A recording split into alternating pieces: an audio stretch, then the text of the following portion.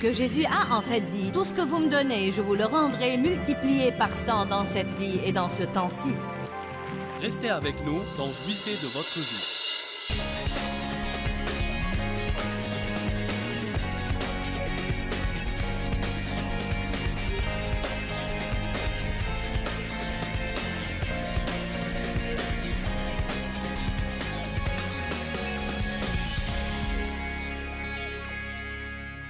Matthieu 5, 48. Quand je lisais cette écriture dans la Bible de King James, je me sentais toujours sous pression, car elle dit « Soyez donc parfaits comme votre Père céleste est parfait ». Je pensais « Cher Dieu, pourquoi me demandes-tu de faire une chose qu'il m'est vraiment impossible de faire ?» Si vous lisez la Bible amplifiée, elle l'explique un peu plus. Elle dit « Vous, par conséquent, devez être parfaits ». Mais l'amplification du grec explique ce que le mot parfait veut dire dans la langue grecque. Grandir. Dites tous grandir. Elle ne dit pas adulte, elle dit grandir. Amen. Grandir vers une maturité complète de piété, d'esprit et de caractère, ayant atteint le niveau approprié de vertu et d'intégrité, comme votre Père céleste est parfait. Donc, au fond, il nous met un objectif. Dieu dit, « Me voilà! Soyez comme moi. Je mettrai mon esprit en vous. Je mettrai mon cœur en vous. En d'autres termes, je vous donnerai le désir de faire les choses comme il se doit. Et tant que vous demeurez dans la parole de Dieu, selon 2 Corinthiens 3, 18, toute votre vie, vous irez de gloire en gloire, en gloire, en gloire, en gloire. Et devinez quoi? Au milieu de ces gloires, il y a toujours un petit moment de repos où vous commencerez à avoir l'impression que rien ne se passe, je ne change pas, je ne grandis pas. Mais si vous tenez bon et vous restez dans la parole, à ce moment-là, oup!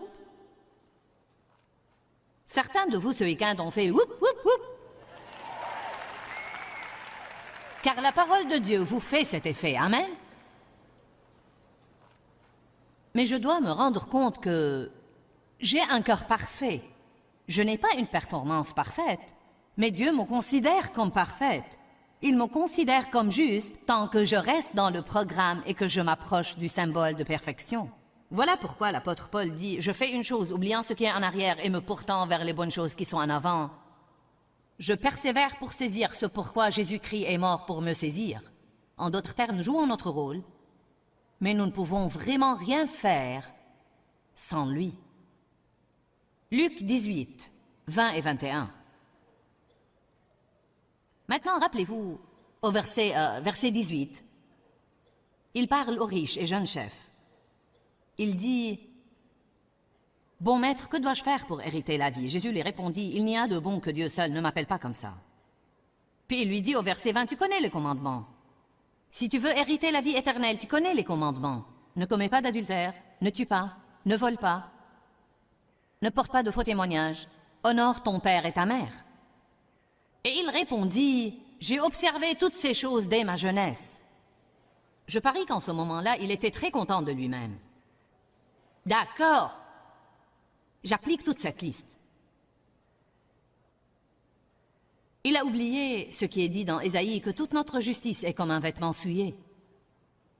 Pourquoi Dieu ne vous laissera-t-il jamais vous en sortir? Car dans ce cas, vous n'aurez pas besoin de Jésus. Voilà pourquoi, ayez une révélation, surtout vous les perfectionnistes et ceux qui nous regardent à la télé. Je vous le dis, vous n'allez jamais manifester la perfection et vous feriez aussi bien de l'accepter. Vous n'avez pas à vous en trouver une excuse ou à en avoir mauvaise conscience. Vous êtes des êtres humains et vous avez des défauts et des points faibles et des incapacités. Et Dieu manifestera sa puissance à travers ses faiblesses si vous vous fiez à lui. Cela ne veut pas dire que nous devons nous contenter d'être tout un gâchis et ne pas vouloir faire des progrès. Mais nous ne faisons pas des progrès en essayant et en luttant. Nous faisons des progrès en mettant notre espérance en Jésus et en ayant confiance que si nous demeurons dans la parole, il nous changera de gloire en gloire. Trop de gens essayent de changer. Ils essayent d'être bons. Ils essayent de ne pas trop parler. Ils essayent de marcher dans l'amour. Ils essayent de se soumettre à l'autorité. J'aime utiliser cet exemple. Avez-vous jamais vu un pommier planté sur une colline qui dit « D'accord, c'est la saison des pommes. » Oh.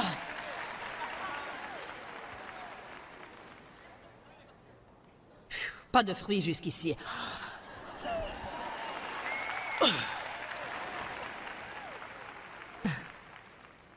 Peut-être que si vous faites ça assez longtemps, vous aurez une itsy-bitsy petite quantité de fruits minuscules et desséchés qui ne vont faire du bien à personne. La seule façon de vraiment acquérir le fruit du caractère pieux dans notre vie, c'est de nous appuyer sur Dieu et de dire « Dieu, sans toi, je ne peux rien faire. Je vais demeurer en toi et demeurer dans ta parole. Et je crois que si je fais ça, tu permettras que je porte beaucoup de fruits. J'ai des points faibles, Dieu, mais tu es le seul à pouvoir me changer. Cher Dieu, combien d'années ai-je lutté avec moi-même, et avec mes défauts, et avec mes points faibles, en ne m'aimant pas, en étant fâché contre moi-même pour ne pas avoir pu prier assez longtemps et en ne pouvant pas le faire, en me comparant à tous les autres. Tu as mémorisé les psaumes, et parfois je ne peux même pas me rappeler où ils sont, et tu as fait ceci, et tu as fait cela, et je ne peux pas le faire. Quelqu'un de vous a jamais essayé de se changer? Ou à essayer de changer quelqu'un d'autre dans sa famille? En fait, vous avez besoin de rentrer chez vous et de dire à certaines personnes, vous savez quoi? Je vais vous accepter comme vous êtes. Acceptez-moi comme je suis. Et fions-nous tous à Dieu pour nous changer. Je prierai pour vous, priez pour moi. Trouvons un point d'entente au lieu de toutes ces situations de mésentente. Alléluia! Vous n'allez guère porter du fruit en luttant plus que le pommier peut porter du fruit en luttant. Vous devez vraiment vous rendre compte que vous avez des défauts et des points faibles et que Dieu seul peut vous changer. Apparemment, ce type n'avait pas réalisé qu'il en avait. Oh, j'ai fait ça. Dieu soit loué. Mais j'aime ce que Jésus dit là. Verset 22. Et quand Jésus l'entendit, il dit, « Eh bien, il te manque encore une chose. » Il te manque encore une chose. Ce qui lui manquait, c'est qu'il aimait trop son argent. Il nous manque à tous quelque chose. Nous avons tous affaire à quelque chose. Les gens ont pris ces versets de l'Écriture sur ce riche et jeune chef, et le fait que Jésus lui ait dit « Si tu veux vraiment être parfait, va vendre tout ce que tu as et donne-le aux pauvres », beaucoup de gens ont pris ça comme base biblique pour dire que les chrétiens ne doivent rien posséder. Eh bien, ce n'est pas le cas, car si vous lisez la suite de ça, vous trouverez que Jésus a en fait dit « Tout ce que vous me donnez, je vous le rendrai multiplié par 100 dans cette vie et dans ce temps-ci. » Il n'essayait pas de laisser le type sans le sou. Il essayait de lui dire « Si tu me donnes tout ce que tu as, et Dieu demande de nous ce que nous avons du mal à donner. »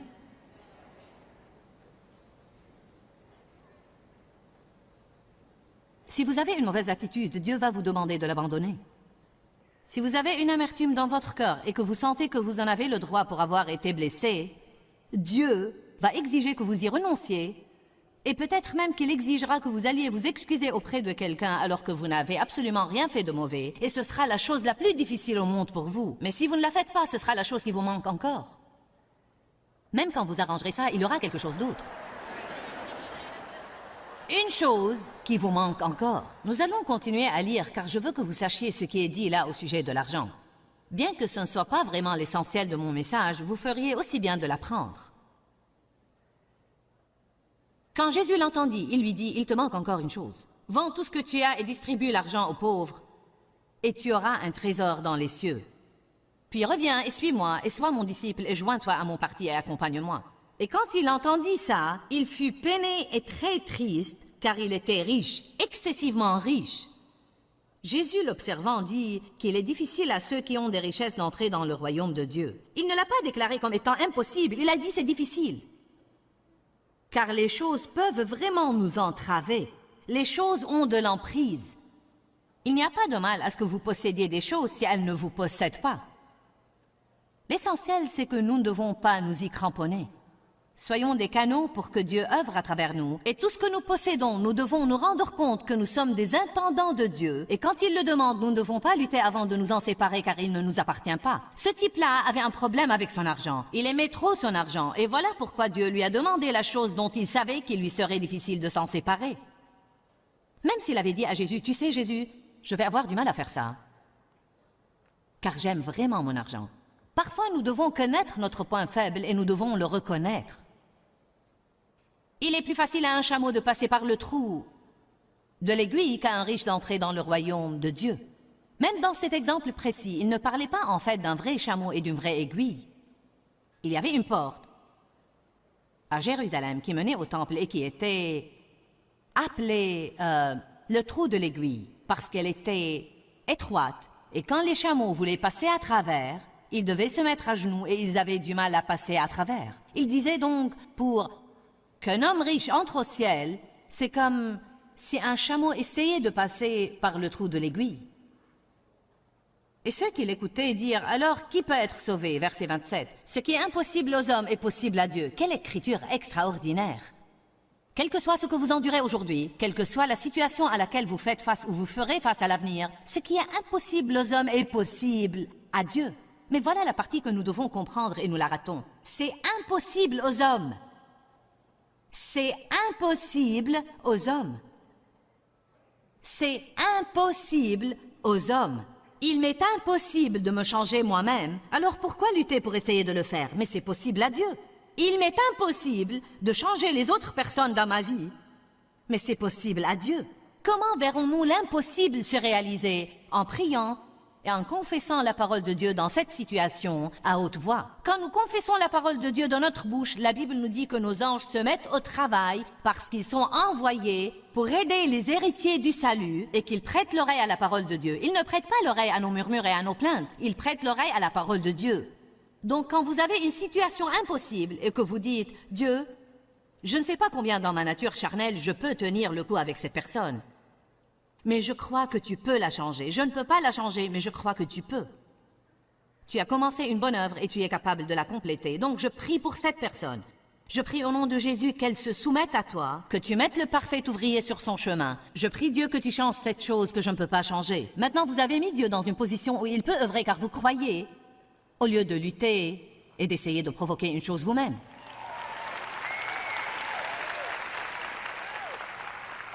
Ce qui est impossible aux hommes, j'ai lu cette écriture pendant des années et des années et des années et des années. Et j'ai lu dernièrement un livre de Watchman Nee où il fait remarquer que nous ratons une partie de cette écriture. Nous voyons toujours qu'il est possible à Dieu, mais nous n'assimilons pas au tréfonds de nous que c'est impossible aux hommes. Donc pourquoi continuons-nous à essayer de faire l'impossible? Si Dieu dit qu'il vous est impossible de changer, pourquoi même essayer? Amen. En fait, laissez-moi vous lire là ce que Watchman Nee dit à ce propos, et nous verrons ce que vous en penserez. C'est dans son livre intitulé « La vie qui gagne ». Voilà l'attitude dont il parle. Il dit que le premier pas que vous devez prendre, c'est dire à Dieu « Oh Dieu, je ne peux pas, et je ne veux pas. Je suis fichu. Je renonce à essayer. Je ne vais plus lutter. » Ça s'appelle céder. Ça marque le premier pas vers la délivrance. Autrefois, je croyais que je pouvais changer un peu mon orgueil. Maintenant, Seigneur, je ne vais plus essayer. Tout de suite, nous pensons, tu ne peux pas faire ça, tu dois essayer. Mais Dieu m'a déjà dit que c'est impossible. Alors, que suis-je censé faire? Croire! Les croyants sont censés croire. Si nous étions des accomplisseurs, nous aurions été appelés accomplisseurs. Mais nous sommes appelés croyants. Évidemment, il y a un effort que nous devons fournir pour coopérer à l'œuvre du Saint-Esprit. Mais la plus grande partie de cet effort est en fait de rester en place et de laisser Dieu faire ce qu'il veut faire dans notre vie. La plus grande partie de cet effort, ce n'est pas de fuir la douleur que vous allez avoir quand Dieu essaiera d'œuvrer en vous alors que vous préférez qu'il vous laisse tranquille. Autrefois, je pensais que je pouvais améliorer mon caractère un peu. Maintenant, Seigneur, je renonce complètement. Autrefois, j'imaginais que je pouvais contrôler ma langue. Maintenant, Seigneur, je renonce. Je ne peux pas. Je ne vais pas essayer de changer, je renonce complètement. Puis il dit, seulement quand ça devient impossible pour vous, ça devient possible pour Dieu. Seulement quand ça devient impossible pour vous, ça devient possible pour Dieu. Car tant que nous pensons qu'il nous est possible de faire quelque chose, nous allons continuer à essayer de comprendre et à essayer de trouver une solution. Nous allons rester dans le domaine du raisonnement, nous allons rester dans le domaine des inquiétudes, nous allons rester dans le domaine de la peine. Mais si je sais que quoi que j'essaye de faire, c'est impossible, je ferai aussi bien de dire, d'accord Dieu, j'ai compris cette partie, j'arrête, mets-toi au travail.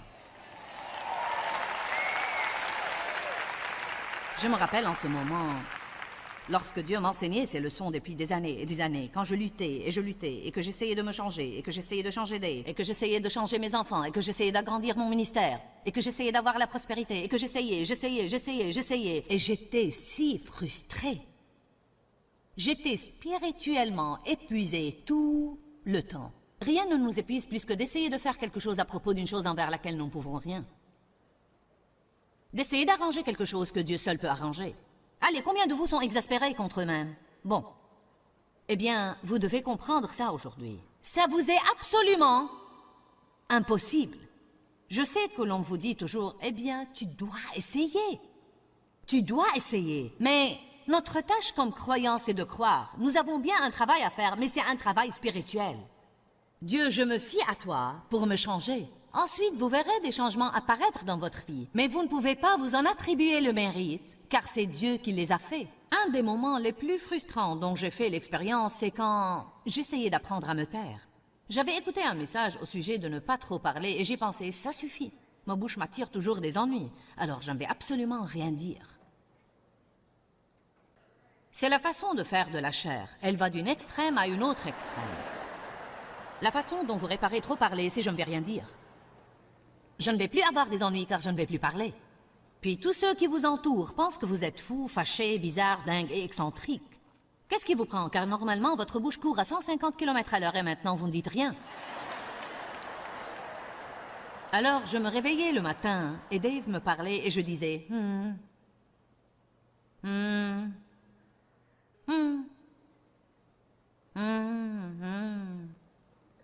Comment vas-tu? Bien. Puis peu de temps après, eh bien, qu'est-ce qui ne va pas? Et alors je pensais, ça suffit, quoi que je fasse, ce n'est pas assez. Si je parle, il n'aime pas ça. Si je ne parle pas, il n'aime pas ça.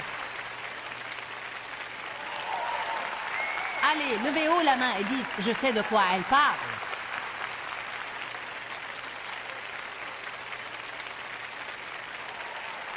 Je vous le dis, le diable et ses petits démons étaient là à faire...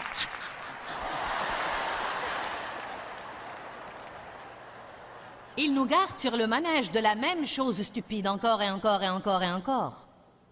Essaye et échoue, essaye et échoue, essaye et échoue, essaye et échoue, essaye et échoue, essaye et échoue. Le seul avantage, c'est que de temps en temps, nous en sommes au point où nous disons « Ça suffit, Dieu, j'arrête, je renonce. Je ne vais même plus essayer, je ne vais pas le faire. C'est très difficile pour moi, Dieu. Je ne vais même plus essayer. Et si jamais quelque chose doit changer, tu vas avoir à le faire. »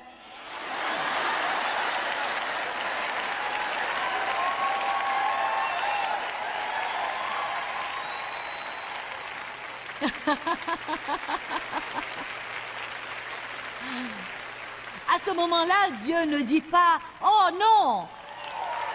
Tu me confies toute l'affaire, que vais-je faire? Ne me laisse pas maintenant! » Non, ce n'est pas ce qu'il fera. Je me rappelle que je l'ai fait une fois d'une façon vraiment théâtrale. Dieu? Dieu, crois-moi, j'ai fait beaucoup d'efforts. Et j'ai fait tout ce que je peux faire. Rien ne marche. Je ne peux plus continuer comme ça, Dieu. Oh, j'arrête. Et j'ai entendu le Saint-Esprit me dire, vraiment?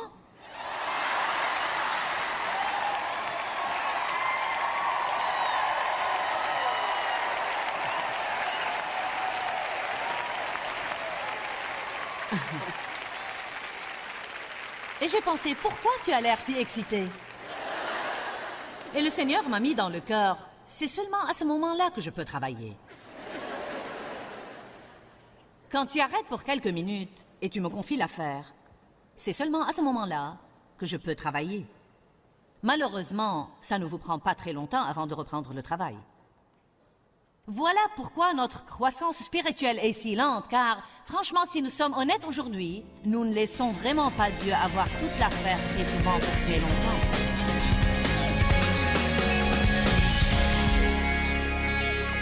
Eh bien, sûrement chacun de nous peut dire, il me manque au moins une chose. Nous avons tous affaire à l'incapacité et nous avons besoin de Jésus. Il nous manque une chose à tous. Nous ne devons pas nous détester nous-mêmes pour cela. Nul de nous n'est parfait, mais nous pouvons avoir un cœur parfait. Abandonnez la frustration que vous avez envers vos imperfections et détendez-vous un petit peu. Aimez-vous vous-même. Arrêtez de vous soucier trop de vos défauts. Dieu savait que vous aviez besoin d'aide quand il a établi une relation avec vous. C'est pourquoi il a envoyé Jésus. Et en Jésus, nous sommes considérés comme étant justes, pieux, irréprochables et aimés. Vivez la vie que Dieu est mort pour que vous puissiez vivre. Une vie libre. Sortez de la boîte dans laquelle le monde essaye de vous emprisonner et soyez les personnes que Dieu veut que vous soyez. Pourquoi, Seigneur, pourquoi? Dans ce livret, Joyce Meyer nous enseigne à travers la parole comment être délivré de la confusion.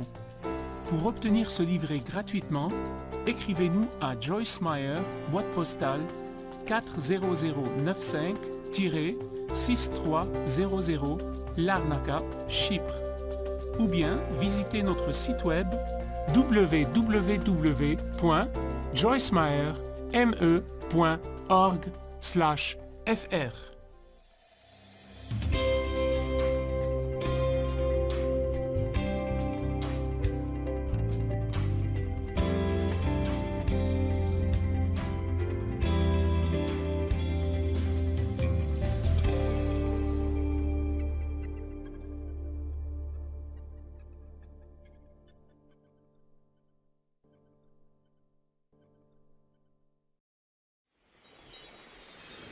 Que Jésus a en fait dit, tout ce que vous me donnez, je vous le rendrai multiplié par 100 dans cette vie et dans ce temps-ci. Restez avec nous dans Jouissez de votre vie.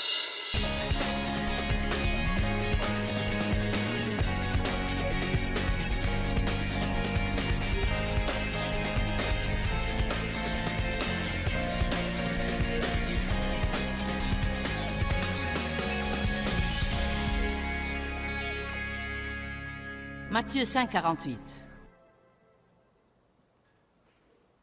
Quand je lisais cette écriture dans la Bible de King James, je me sentais toujours sous pression, car elle dit « Soyez donc parfaits comme votre Père céleste est parfait ». Je pensais « Cher Dieu, pourquoi me demandes-tu de faire une chose qu'il m'est vraiment impossible de faire ?» Si vous lisez la Bible amplifiée, elle l'explique un peu plus. Elle dit « Vous, par conséquent, devez être parfaits ». Mais l'amplification du grec explique ce que le mot parfait veut dire dans la langue grecque. Grandir. Dites tous grandir. Elle ne dit pas adulte, elle dit grandir. Amen. Grandir vers une maturité complète de piété, d'esprit et de caractère, ayant atteint le niveau approprié de vertu et d'intégrité, comme votre Père céleste est parfait. Donc, au fond, il nous met un objectif. Dieu dit, « Me voilà! Soyez comme moi. Je mettrai mon esprit en vous. Je mettrai mon cœur en vous. En d'autres termes, je vous donnerai le désir de faire les choses comme il se doit. Et tant que vous demeurez dans la parole de Dieu, selon 2 Corinthiens 3, 18, toute votre vie, vous irez de gloire en gloire, en gloire, en gloire, en gloire. Et devinez quoi? Au milieu de ces gloires, il y a toujours un petit moment de repos où vous commencerez à avoir l'impression que rien ne se passe, je ne change pas, je ne grandis pas. Mais si vous tenez bon et vous restez dans la parole, à ce moment-là, oup! Certains de vous ce week-end ont fait oup, oup, oup. Car la parole de Dieu vous fait cet effet, amen? Mais je dois me rendre compte que j'ai un cœur parfait. Je n'ai pas une performance parfaite, mais Dieu me considère comme parfaite. Il me considère comme juste tant que je reste dans le programme et que je m'approche du symbole de perfection. Voilà pourquoi l'apôtre Paul dit « Je fais une chose, oubliant ce qui est en arrière et me portant vers les bonnes choses qui sont en avant. Je persévère pour saisir ce pourquoi Jésus-Christ est mort pour me saisir. » En d'autres termes, nous jouons notre rôle, mais nous ne pouvons vraiment rien faire sans lui. Luc 18, 20 et 21. Maintenant, rappelez-vous, au verset 18, il parle aux riches et jeunes chefs. Il dit, « Bon maître, que dois-je faire pour hériter la vie ?» Jésus lui répondit, « Il n'y a de bon que Dieu seul, ne m'appelle pas comme ça. » Puis il lui dit au verset 20, « Tu connais les commandements. Si tu veux hériter la vie éternelle, tu connais les commandements. Ne commets pas d'adultère, ne tue pas, ne vole pas, ne porte pas de faux témoignages, honore ton père et ta mère. » Et il répondit, « J'ai observé toutes ces choses dès ma jeunesse. » Je parie qu'en ce moment-là, il était très content de lui-même. D'accord. J'applique toute cette liste. Il a oublié ce qui est dit dans Ésaïe, que toute notre justice est comme un vêtement souillé. Pourquoi Dieu ne vous laissera-t-il jamais vous en sortir? Car dans ce cas, vous n'aurez pas besoin de Jésus. Voilà pourquoi, ayez une révélation, surtout vous les perfectionnistes et ceux qui nous regardent à la télé. Je vous le dis, vous n'allez jamais manifester la perfection et vous feriez aussi bien de l'accepter. Vous n'avez pas à vous en trouver une excuse ou à en avoir mauvaise conscience. Vous êtes des êtres humains et vous avez des défauts et des points faibles et des incapacités. Et Dieu manifestera sa puissance à travers ses faiblesses si vous vous fiez à lui. Cela ne veut pas dire que nous devons nous contenter d'être tout un gâchis et ne pas vouloir faire des progrès. Mais nous ne faisons pas des progrès en essayant et en luttant. Nous faisons des progrès en mettant notre espérance en Jésus et en ayant confiance que si nous demeurons dans la parole, il nous changera de gloire en gloire. Trop de gens essayent de changer. Ils essayent d'être bons. Ils essayent de ne pas trop parler. Ils essayent de marcher dans l'amour. Ils essayent de se soumettre à l'autorité. J'aime utiliser cet exemple. Avez-vous jamais vu un pommier planté sur une colline qui dit « D'accord, c'est la saison des pommes. » Oh.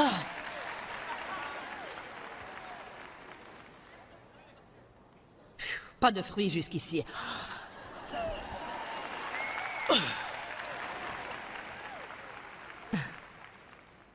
Peut-être que si vous faites ça assez longtemps, vous aurez une itsy-bitsy petite quantité de fruits minuscules et desséchés qui ne vont faire du bien à personne. La seule façon de vraiment acquérir le fruit du caractère pieux dans notre vie, c'est de nous appuyer sur Dieu et de dire « Dieu, sans toi, je ne peux rien faire. Je vais demeurer en toi et demeurer dans ta parole. Et je crois que si je fais ça, tu permettras que je porte beaucoup de fruits. J'ai des points faibles, Dieu, mais tu es le seul à pouvoir me changer. Cher Dieu, combien d'années ai-je lutté avec moi-même, et avec mes défauts, et avec mes points faibles, en ne m'aimant pas, en étant fâché contre moi-même pour ne pas avoir pu prier assez longtemps et en ne pouvant pas le faire, en me comparant à tous les autres. Tu as mémorisé les psaumes, et parfois je ne peux même pas me rappeler où ils sont, et tu as fait ceci, et tu as fait cela, et je ne peux pas le faire. Quelqu'un de vous a jamais essayé de se changer? Ou à essayer de changer quelqu'un d'autre dans sa famille? En fait, vous avez besoin de rentrer chez vous et de dire à certaines personnes, vous savez quoi? Je vais vous accepter comme vous êtes. Acceptez-moi comme je suis. Et fions-nous tous à Dieu pour nous changer. Je prierai pour vous, priez pour moi. Trouvons un point d'entente au lieu de toutes ces situations de mésentente. Alléluia! Vous n'allez guère porter du fruit en luttant plus que le pommier peut porter du fruit en luttant. Vous devez vraiment vous rendre compte que vous avez des défauts et des points faibles et que Dieu seul peut vous changer. Apparemment, ce type n'avait pas réalisé qu'il en avait. Oh, j'ai fait ça. Dieu soit loué. Mais j'aime ce que Jésus dit là. Verset 22. Et quand Jésus l'entendit, il dit, « Eh bien, il te manque encore une chose. » Il te manque encore une chose. Ce qui lui manquait, c'est qu'il aimait trop son argent. Il nous manque à tous quelque chose. Nous avons tous affaire à quelque chose. Les gens ont pris ces versets de l'Écriture sur ce riche et jeune chef, et le fait que Jésus lui ait dit « Si tu veux vraiment être parfait, va vendre tout ce que tu as et donne-le aux pauvres », beaucoup de gens ont pris ça comme base biblique pour dire que les chrétiens ne doivent rien posséder. Eh bien, ce n'est pas le cas, car si vous lisez la suite de ça, vous trouverez que Jésus a en fait dit « Tout ce que vous me donnez, je vous le rendrai multiplié par 100 dans cette vie et dans ce temps-ci. » Il n'essayait pas de laisser le type sans le sou. Il essayait de lui dire « Si tu me donnes tout ce que tu as, et Dieu demande de nous ce que nous avons du mal à donner. »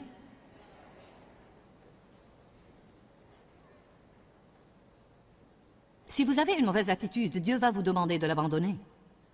Si vous avez une amertume dans votre cœur et que vous sentez que vous en avez le droit pour avoir été blessé, Dieu va exiger que vous y renonciez et peut-être même qu'il exigera que vous alliez vous excuser auprès de quelqu'un alors que vous n'avez absolument rien fait de mauvais et ce sera la chose la plus difficile au monde pour vous. Mais si vous ne la faites pas, ce sera la chose qui vous manque encore. Même quand vous arrangerez ça, il y aura quelque chose d'autre.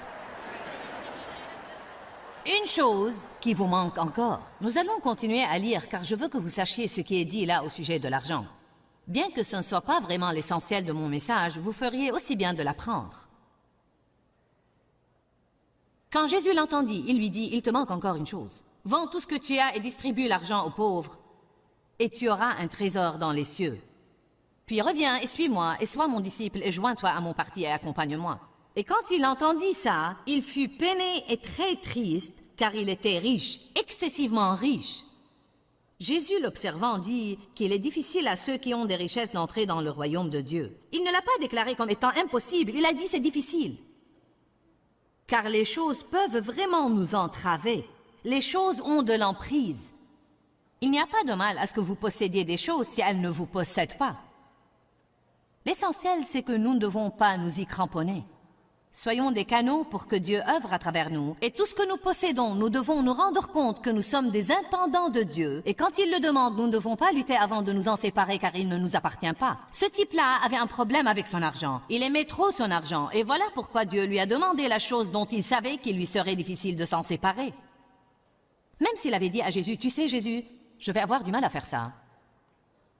Car j'aime vraiment mon argent. » Parfois, nous devons connaître notre point faible et nous devons le reconnaître. Il est plus facile à un chameau de passer par le trou de l'aiguille qu'à un riche d'entrer dans le royaume de Dieu. Même dans cet exemple précis, il ne parlait pas en fait d'un vrai chameau et d'une vraie aiguille. Il y avait une porte à Jérusalem qui menait au temple et qui était appelée le trou de l'aiguille parce qu'elle était étroite. Et quand les chameaux voulaient passer à travers, ils devaient se mettre à genoux et ils avaient du mal à passer à travers. Il disait donc, pour qu'un homme riche entre au ciel, c'est comme si un chameau essayait de passer par le trou de l'aiguille. Et ceux qui l'écoutaient dirent, alors qui peut être sauvé? Verset 27. Ce qui est impossible aux hommes est possible à Dieu. Quelle écriture extraordinaire! Quel que soit ce que vous endurez aujourd'hui, quelle que soit la situation à laquelle vous faites face ou vous ferez face à l'avenir, ce qui est impossible aux hommes est possible à Dieu. Mais voilà la partie que nous devons comprendre et nous la ratons. C'est impossible aux hommes. C'est impossible aux hommes. C'est impossible aux hommes. Il m'est impossible de me changer moi-même, alors pourquoi lutter pour essayer de le faire? Mais c'est possible à Dieu.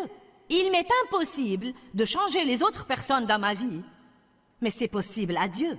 Comment verrons-nous l'impossible se réaliser? En priant et en confessant la parole de Dieu dans cette situation à haute voix. Quand nous confessons la parole de Dieu dans notre bouche, la Bible nous dit que nos anges se mettent au travail parce qu'ils sont envoyés pour aider les héritiers du salut et qu'ils prêtent l'oreille à la parole de Dieu. Ils ne prêtent pas l'oreille à nos murmures et à nos plaintes, ils prêtent l'oreille à la parole de Dieu.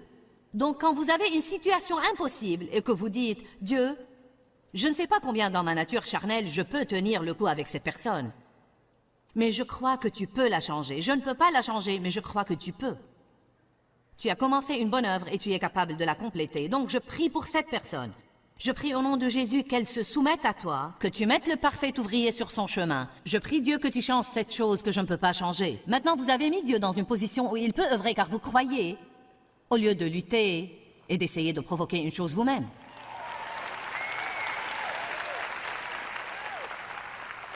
Ce qui est impossible aux hommes, j'ai lu cette écriture pendant des années et des années et des années et des années. Et j'ai lu dernièrement un livre de Watchman Nee où il fait remarquer que nous ratons une partie de cette écriture. Nous voyons toujours qu'il est possible à Dieu, mais nous n'assimilons pas au tréfonds de nous que c'est impossible aux hommes. Donc pourquoi continuons-nous à essayer de faire l'impossible? Si Dieu dit qu'il vous est impossible de changer, pourquoi même essayer? Amen. En fait, laissez-moi vous lire là ce que Watchman Nee dit à ce propos, et nous verrons ce que vous en penserez. C'est dans son livre intitulé « La vie qui gagne ». Voilà l'attitude dont il parle. Il dit que le premier pas que vous devez prendre, c'est dire à Dieu « Oh Dieu, je ne peux pas, et je ne veux pas. Je suis fichu. Je renonce à essayer. Je ne vais plus lutter. » Ça s'appelle céder. Ça marque le premier pas vers la délivrance. Autrefois, je croyais que je pouvais changer un peu mon orgueil. Maintenant, Seigneur, je ne vais plus essayer. Tout de suite, nous pensons, tu ne peux pas faire ça, tu dois essayer. Mais Dieu m'a déjà dit que c'est impossible. Alors, que suis-je censé faire? Croire! Les croyants sont censés croire. Si nous étions des accomplisseurs, nous aurions été appelés accomplisseurs. Mais nous sommes appelés croyants. Évidemment, il y a un effort que nous devons fournir pour coopérer à l'œuvre du Saint-Esprit. Mais la plus grande partie de cet effort est en fait de rester en place et de laisser Dieu faire ce qu'il veut faire dans notre vie. La plus grande partie de cet effort, ce n'est pas de fuir la douleur que vous allez avoir quand Dieu essaiera d'œuvrer en vous alors que vous préférez qu'il vous laisse tranquille. Autrefois, je pensais que je pouvais améliorer mon caractère un peu. Maintenant, Seigneur, je renonce complètement. Autrefois, j'imaginais que je pouvais contrôler ma langue. Maintenant, Seigneur, je renonce. Je ne peux pas. Je ne vais pas essayer de changer. Je renonce complètement. Puis il dit, seulement quand ça devient impossible pour vous, ça devient possible pour Dieu. Seulement quand ça devient impossible pour vous, ça devient possible pour Dieu. Car tant que nous pensons qu'il nous est possible de faire quelque chose, nous allons continuer à essayer de comprendre et à essayer de trouver une solution. Nous allons rester dans le domaine du raisonnement, nous allons rester dans le domaine des inquiétudes, nous allons rester dans le domaine de la peine. Mais si je sais que quoi que j'essaye de faire, c'est impossible, je ferai aussi bien de dire, d'accord Dieu, j'ai compris cette partie, j'arrête, mets-toi au travail. Je me rappelle en ce moment, lorsque Dieu m'enseignait ces leçons depuis des années et des années, quand je luttais, et que j'essayais de me changer, et que j'essayais de changer Dave, et que j'essayais de changer mes enfants, et que j'essayais d'agrandir mon ministère, et que j'essayais d'avoir la prospérité, et que j'essayais, et j'étais si frustrée. J'étais spirituellement épuisée tout le temps. Rien ne nous épuise plus que d'essayer de faire quelque chose à propos d'une chose envers laquelle nous ne pouvons rien. D'essayer d'arranger quelque chose que Dieu seul peut arranger. Allez, combien de vous sont exaspérés contre eux-mêmes? Bon. Eh bien, vous devez comprendre ça aujourd'hui. Ça vous est absolument impossible. Je sais que l'on vous dit toujours, eh bien, tu dois essayer. Tu dois essayer. Mais notre tâche comme croyants, c'est de croire. Nous avons bien un travail à faire, mais c'est un travail spirituel. Dieu, je me fie à toi pour me changer. Ensuite, vous verrez des changements apparaître dans votre vie. Mais vous ne pouvez pas vous en attribuer le mérite, car c'est Dieu qui les a faits. Un des moments les plus frustrants dont j'ai fait l'expérience, c'est quand j'essayais d'apprendre à me taire. J'avais écouté un message au sujet de ne pas trop parler et j'ai pensé, ça suffit. Ma bouche m'attire toujours des ennuis, alors je ne vais absolument rien dire. C'est la façon de faire de la chair. Elle va d'une extrême à une autre extrême. La façon dont vous réparez trop parler, c'est je ne vais rien dire. Je ne vais plus avoir des ennuis car je ne vais plus parler. Puis tous ceux qui vous entourent pensent que vous êtes fou, fâché, bizarre, dingue et excentrique. Qu'est-ce qui vous prend? Car normalement, votre bouche court à 150 km/h et maintenant vous ne dites rien. Alors, je me réveillais le matin et Dave me parlait et je disais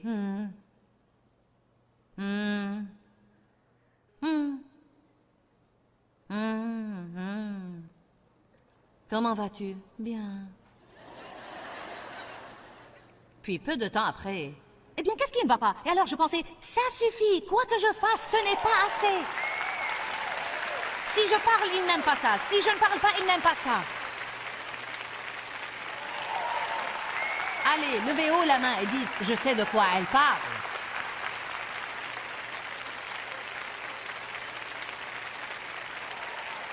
Je vous le dis, le diable et ses petits démons étaient là à faire...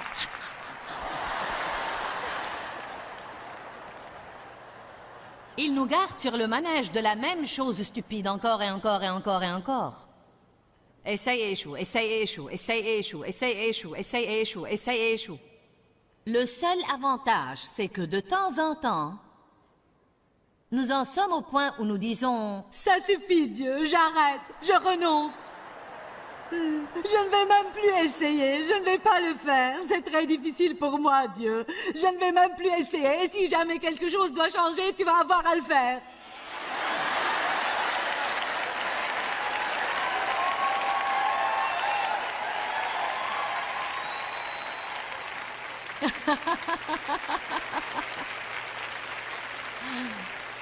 À ce moment-là, Dieu ne dit pas « Oh non !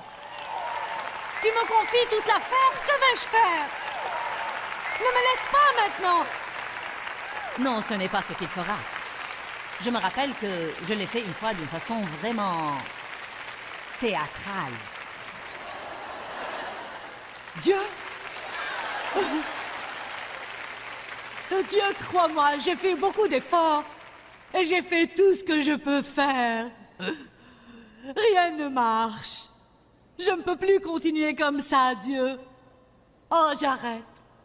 Et j'ai entendu le Saint-Esprit me dire vraiment?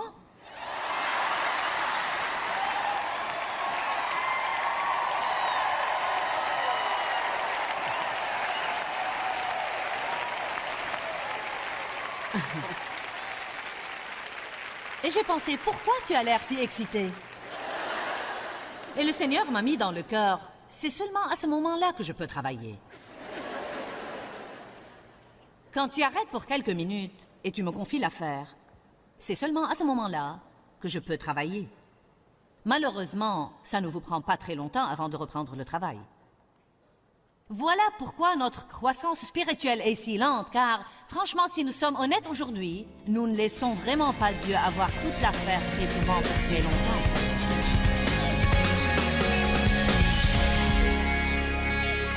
Eh bien, sûrement chacun de nous peut dire « il me manque au moins une chose ». Nous avons tous affaire à l'incapacité et nous avons besoin de Jésus. Il nous manque une chose à tous. Nous ne devons pas nous détester nous-mêmes pour cela. Nul de nous n'est parfait, mais nous pouvons avoir un cœur parfait. Abandonnez la frustration que vous avez envers vos imperfections et détendez-vous un petit peu. Aimez-vous vous-même. Arrêtez de vous soucier trop de vos défauts. Dieu savait que vous aviez besoin d'aide quand il a établi une relation avec vous. C'est pourquoi il a envoyé Jésus. Et en Jésus, nous sommes considérés comme étant justes, pieux, irréprochables et aimés. Vivez la vie que Dieu est mort pour que vous puissiez vivre. Une vie libre.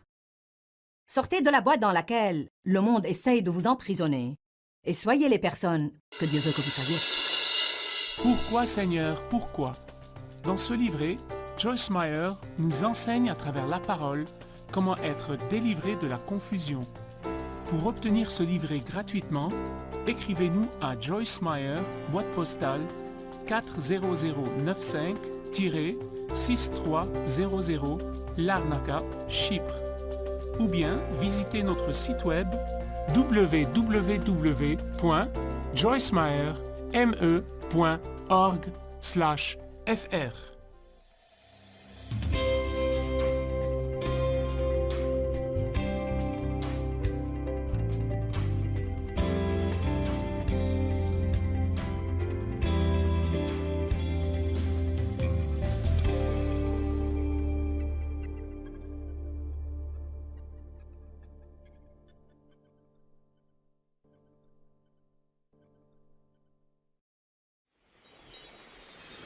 Que Jésus a en fait dit, tout ce que vous me donnez, je vous le rendrai multiplié par 100 dans cette vie et dans ce temps-ci. Restez avec nous dans Jouissez de votre vie.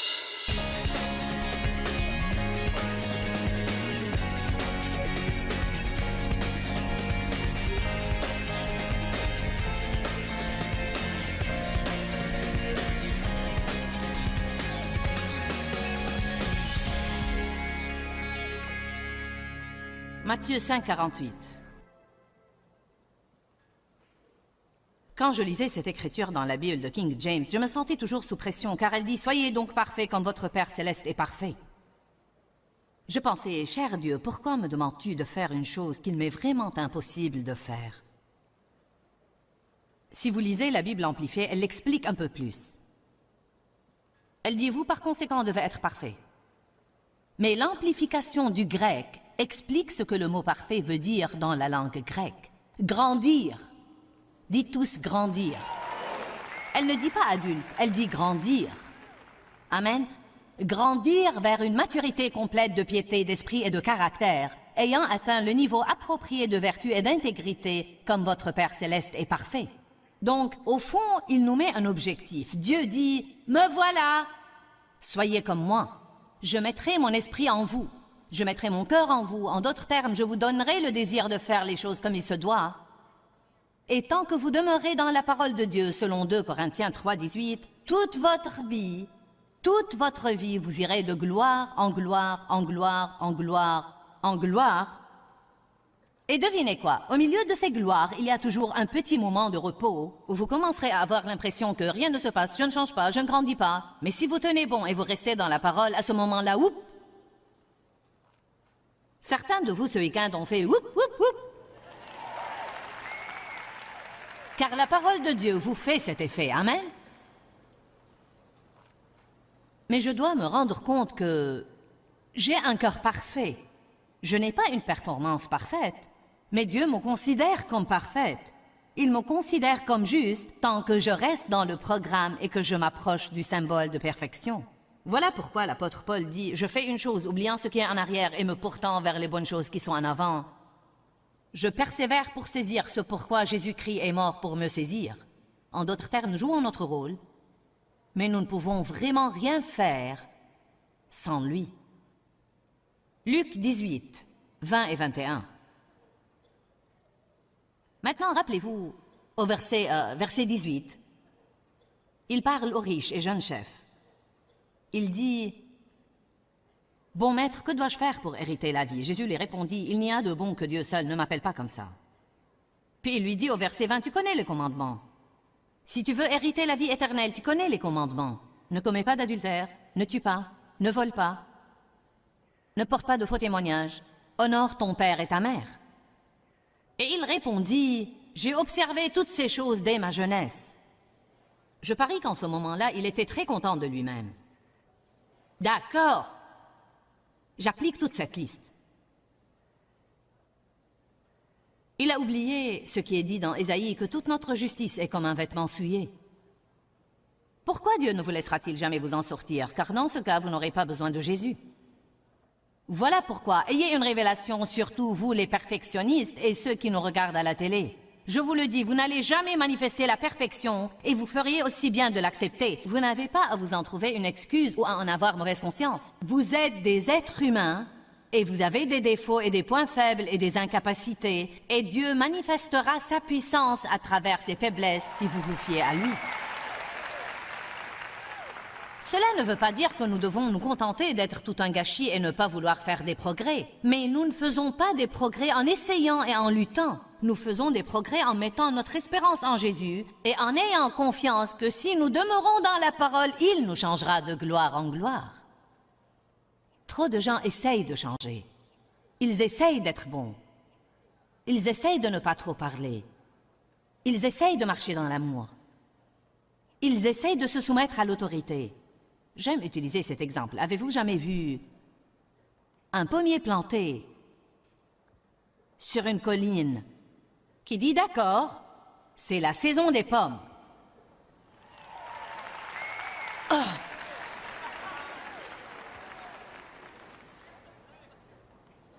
Pas de fruits jusqu'ici.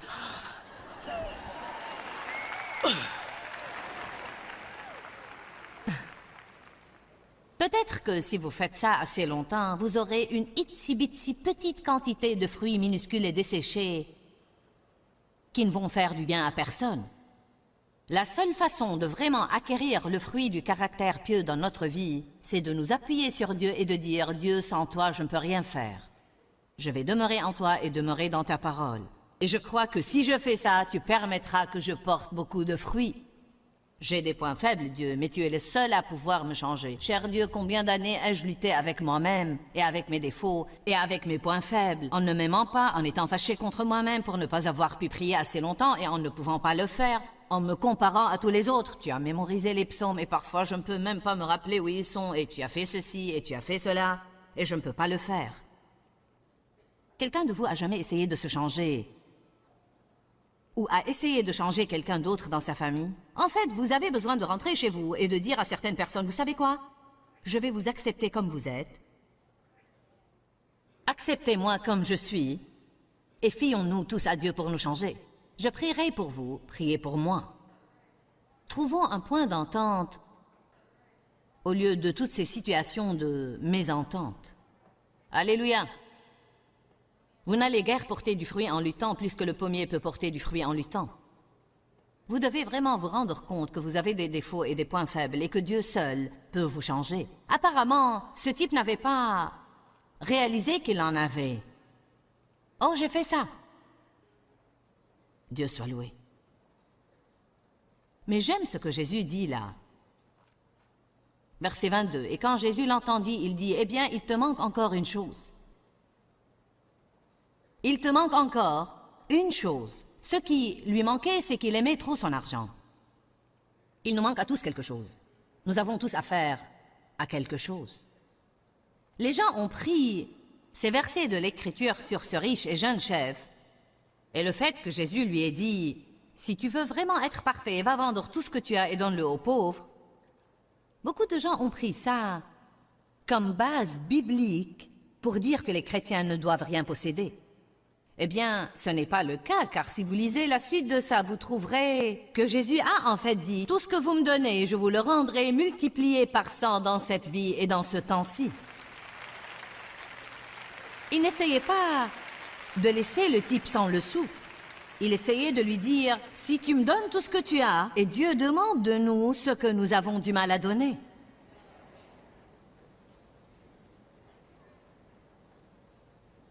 Si vous avez une mauvaise attitude, Dieu va vous demander de l'abandonner.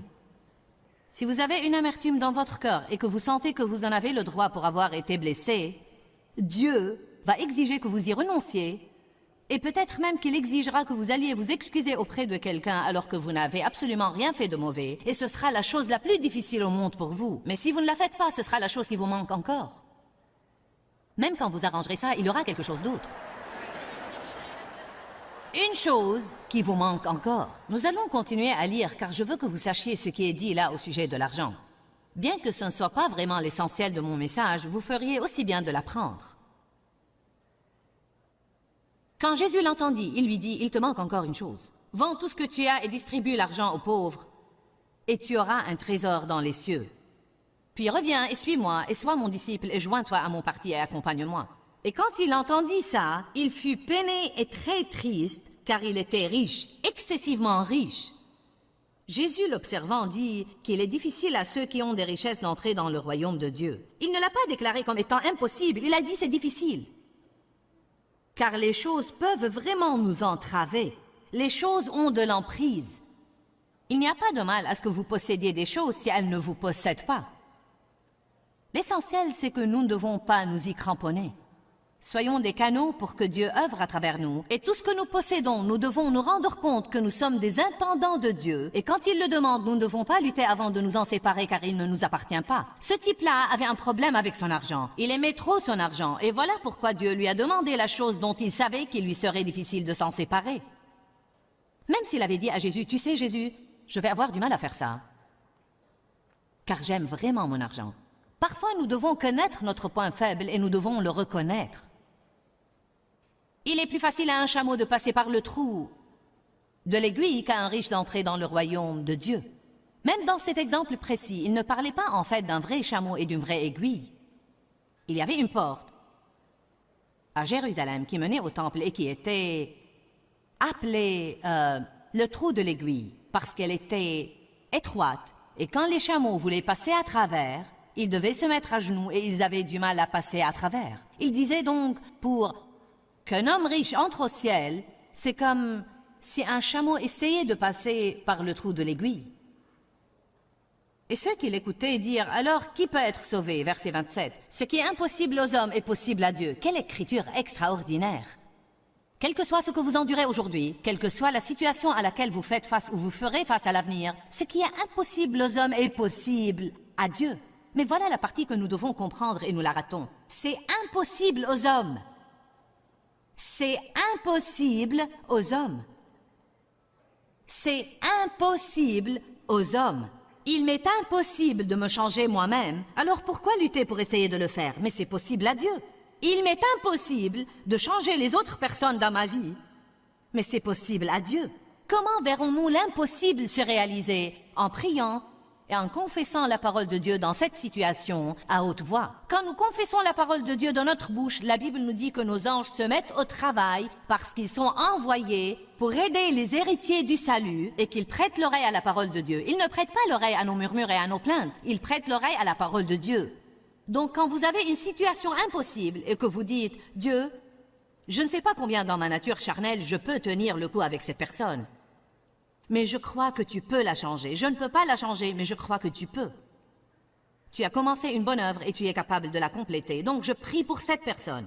Je prie au nom de Jésus qu'elle se soumette à toi, que tu mettes le parfait ouvrier sur son chemin. Je prie Dieu que tu changes cette chose que je ne peux pas changer. Maintenant, vous avez mis Dieu dans une position où il peut œuvrer car vous croyez, au lieu de lutter et d'essayer de provoquer une chose vous-même.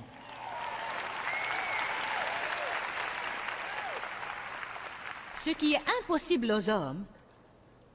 J'ai lu cette écriture pendant des années et des années et des années et des années.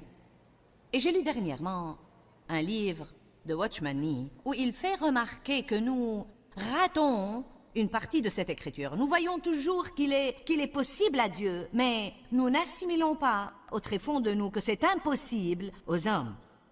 Donc pourquoi continuons-nous à essayer de faire l'impossible?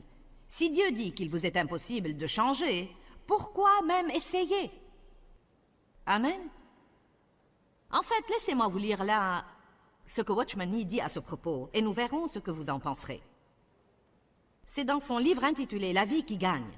Voilà l'attitude dont il parle. Il dit que le premier pas que vous devez prendre, c'est dire à Dieu « Oh Dieu, je ne peux pas, et je ne veux pas. Je suis fichu. Je renonce à essayer. Je ne vais plus lutter. » Ça s'appelle céder. Ça marque le premier pas vers la délivrance. Autrefois, je croyais que je pouvais changer un peu mon orgueil. Maintenant, Seigneur, je ne vais plus essayer. Tout de suite, nous pensons, tu ne peux pas faire ça, tu dois essayer. Mais Dieu m'a déjà dit que c'est impossible. Alors, que suis-je censé faire? Croire. Les croyants sont censés croire. Si nous étions des accomplisseurs, nous aurions été appelés accomplisseurs. Mais nous sommes appelés croyants. Évidemment, il y a un effort que nous devons fournir pour coopérer à l'œuvre du Saint-Esprit. Mais la plus grande partie de cet effort est en fait de rester en place et de laisser Dieu faire ce qu'il veut faire dans notre vie. La plus grande partie de cet effort, ce n'est pas de fuir la douleur que vous allez avoir quand Dieu essaiera d'œuvrer en vous alors que vous préférez qu'il vous laisse tranquille. Autrefois, je pensais que je pouvais améliorer mon caractère un peu. Maintenant, Seigneur, je renonce complètement. Autrefois, j'imaginais que je pouvais contrôler ma langue. Maintenant, Seigneur, je renonce. Je ne peux pas. Je ne vais pas essayer de changer, je renonce complètement. Puis il dit, seulement quand ça devient impossible pour vous, ça devient possible pour Dieu. Seulement quand ça devient impossible pour vous, ça devient possible pour Dieu. Car tant que nous pensons qu'il nous est possible de faire quelque chose, nous allons continuer à essayer de comprendre et à essayer de trouver une solution. Nous allons rester dans le domaine du raisonnement, nous allons rester dans le domaine des inquiétudes, nous allons rester dans le domaine de la peine. Mais si je sais que quoi que j'essaye de faire, c'est impossible, je ferai aussi bien de dire, d'accord Dieu, j'ai compris cette partie, j'arrête, mets-toi au travail. Je me rappelle en ce moment, lorsque Dieu m'enseignait ces leçons depuis des années et des années, quand je luttais, et que j'essayais de me changer, et que j'essayais de changer Dave, et que j'essayais de changer mes enfants, et que j'essayais d'agrandir mon ministère, et que j'essayais d'avoir la prospérité, et que j'essayais, et j'étais si frustrée. J'étais spirituellement épuisée tout le temps. Rien ne nous épuise plus que d'essayer de faire quelque chose à propos d'une chose envers laquelle nous ne pouvons rien. D'essayer d'arranger quelque chose que Dieu seul peut arranger. Allez, combien de vous sont exaspérés contre eux-mêmes? Bon. Eh bien, vous devez comprendre ça aujourd'hui. Ça vous est absolument impossible. Je sais que l'on vous dit toujours, eh bien, tu dois essayer. Tu dois essayer. Mais notre tâche comme croyants, c'est de croire. Nous avons bien un travail à faire, mais c'est un travail spirituel. Dieu, je me fie à toi pour me changer. Ensuite, vous verrez des changements apparaître dans votre vie. Mais vous ne pouvez pas vous en attribuer le mérite, car c'est Dieu qui les a faits. Un des moments les plus frustrants dont j'ai fait l'expérience, c'est quand j'essayais d'apprendre à me taire. J'avais écouté un message au sujet de ne pas trop parler et j'ai pensé, ça suffit. Ma bouche m'attire toujours des ennuis, alors je ne vais absolument rien dire. C'est la façon de faire de la chair. Elle va d'une extrême à une autre extrême. La façon dont vous réparez trop parler, c'est je ne vais rien dire. Je ne vais plus avoir des ennuis car je ne vais plus parler. Puis tous ceux qui vous entourent pensent que vous êtes fou, fâché, bizarre, dingue et excentrique. Qu'est-ce qui vous prend? Car normalement, votre bouche court à 150 km/h et maintenant vous ne dites rien. Alors, je me réveillais le matin et Dave me parlait et je disais «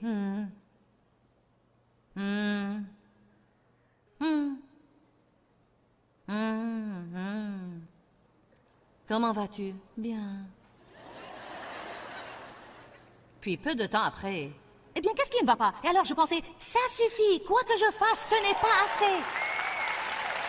Si je parle, il n'aime pas ça. Si je ne parle pas, il n'aime pas ça. Allez, levez haut la main et dites, je sais de quoi elle parle.